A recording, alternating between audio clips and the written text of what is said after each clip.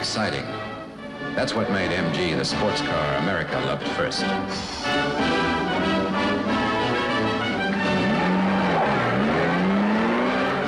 MG, still one jump ahead. Sadly, it doesn't take a parachuting MGB to make any UK petrolhead think that the 1970s British car industry was successful. Sure, a good car may have snuck out of the factory every now and again, but the main gist is simple. The British car industry was a shambles, and today I'm going to be summing up the whole history in under 5 minutes.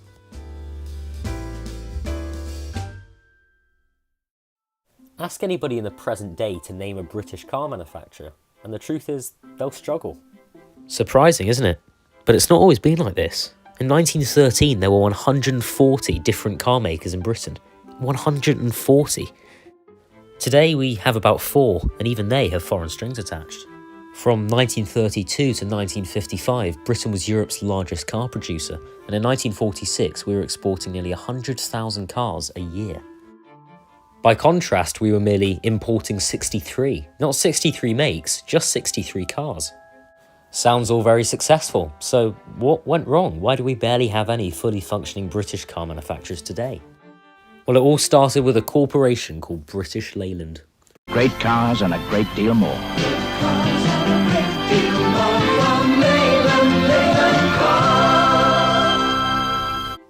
It was formed in 1968 and combined all the British car manufacturers under one roof, under one group. Sounds like a perfectly good idea, but it really wasn't. British Leyland was the world's 5th biggest car firm and offered a wider choice of cars than any manufacturer anywhere. Leyland cars. Austin, MG, Triumph, Mini, Jaguar, Daimler, Princess, Morris, Rover. All with super cover. However, because this big business was made up of small companies all striving to be the most successful and fight for the little money that Leyland had, it meant that everyone was against each other and in-house conflict was common. Each individual maker seeked popularity, meaning small towns up and down the UK ended up with 3 dealers within 10 miles of each other. All these British motors couldn't keep up with the foreign competition either. Whilst the Japanese were making elegant, refined and affordable alternatives such as the Datsun 120Y, British Leyland were introducing the seatbelt warning light on their atrocious Princess.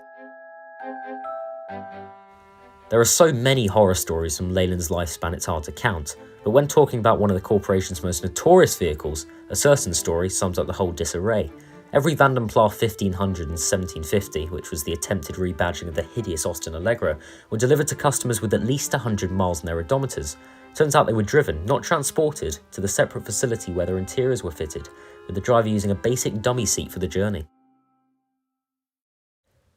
But why couldn't Leyland cars keep up with the foreign competition, and why all the building mishaps? Well, it's simple. Because BL didn't have any money. Ever wondered why the classic Mini shape is so iconic? It's because it lasted for over 40 years. Why? Because British Leyland didn't have enough money to update it fully. And even before Leyland got their hands on the Mini, a cult classic and one of the most popular cars ever, the British Motor Corporation were making a £30 loss on every one they sold. Mix all this in with awful management who blamed the workers for most of the problems, causing them to all go on strike. Nothing really ever got done, and when it did, most of the brown cheese wedges were made by old blokes with hammers. In fact, there were 357 production line stoppages at Leyland's HQ in the first part of 1977 alone. It was shambolic. When Margaret Thatcher came to power in 1979, Leyland really was on its last legs. Throughout the 1980s, she went on to sell the individual parts of it until our country's car industry was no more. Indeed, very few of these parts survive today, and those that do are all under foreign ownership, bearing no resemblance to the British classics. So why is this all so important then? Well, it doesn't just apply to Britain's motor industry, it applies to all our country's industries.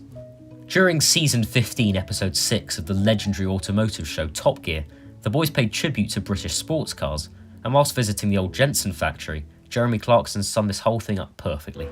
So I'll leave you with this.